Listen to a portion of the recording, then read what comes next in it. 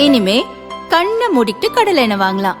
ஏன்னா மந்த்ரா கடலை எண்ணெய் இதயத்தின் தயாரிப்பு. வறுக்க பொரிக்க ஏன் எல்லா சமையலுக்கும் மந்த்ரா தான். மந்த்ரா கடலை எண்ணெய், அபார ருசி, ஆரோக்கியமான உடல் நலம். ரொம்ப டயர்டா இருக்கு.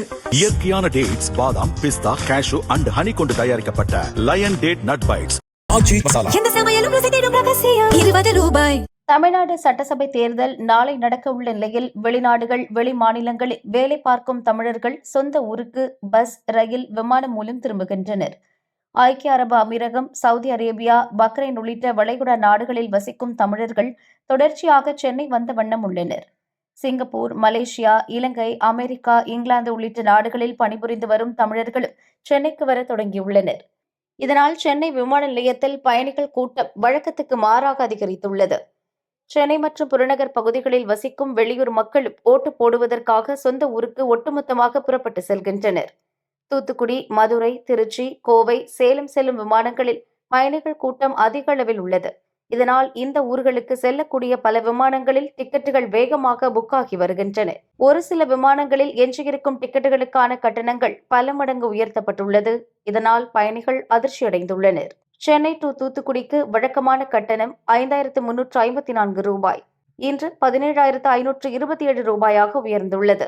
பெங்களூரு வழியாக தூத்துக்குடி செல்ல டிக்கெட் கட்டணம் 17,716 உள்ளது.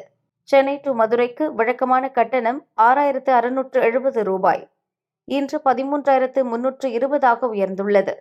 பெங்களூரு வழியாக மதுரை செல்ல கட்டணம் 29,397 ரூபாய். சென்னை டு திருச்சிக்கு வழக்கமான கட்டணம் 3,677 ரூபாய் இன்று 14,237 ரூபாயாக உயர்ந்துள்ளது. சென்னை டு கோவைக்கு வழக்கமான கட்டணம் 4,634 ரூபாய் இன்று 16,339 உயர்ந்துள்ளது.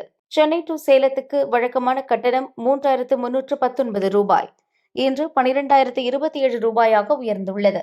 விமான டிக்கெட் கட்டணங்கள் பல மடங்கு உயர்ந்துள்ள போதும் சொந்த ஊருக்கு சென்று ஓட்டு போட வேண்டும் என்ற ஆர்வத்தில் பணத்தை பற்றி கவலைப்படாமல் பயணிகள் பலர் போட்டி போட்டுக்கொண்டு டிக்கெட்டுகளை முன்பதிவு செய்து பயணிக்கின்றனர்.